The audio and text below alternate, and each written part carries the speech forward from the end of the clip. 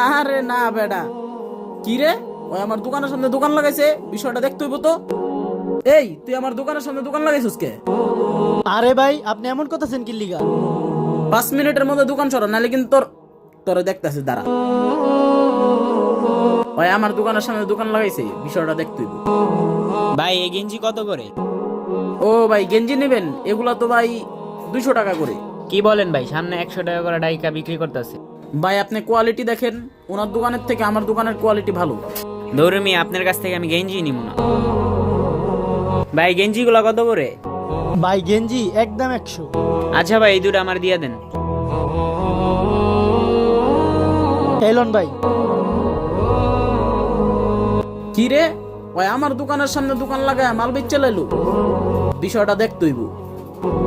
এই বেডাই তোরা না কইছেন যে দোকান সরাইতে, দোকান সরাস না কি লিগা? ভাই বুঝলাম না আপনার ব্যবহার এমন কি লিগা ভাই?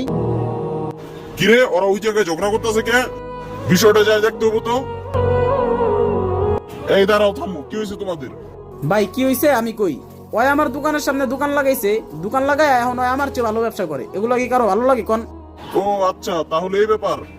ভাই যেমনই হোক আপনি এটা বিহিত করেন। বুঝতে পারছি। শুনো, তোমাদেরকে একটা কথা বলি, তোমার রিজিক যতটুক তুমি ততটুকুই পাবা, আর তোমার রিজিক যতটুক তুমি ততটুকুই পাবা। আর এই বিষয় নিয়ে ঝগড়া করার তোমাদের কোনো মানেই নাই। হ্যাঁ ভাই বুঝতে পারছি, ঠিক আছে ভাই, আর কখনো ঝগড়া করব না। তোমরা বুঝতে পারছো, এইটাই অনেক। যাও মিল্লামিশা ব্যবসা করো। ব্যবসা প্রতিষ্ঠান নিয়ে কখনো ঝগড়া করবেন না। হ্যাঁ, রিজিকের মালিক আল্লাহ। ভিডিওটি ভালো লাগলে সাবস্ক্রাইব করুন।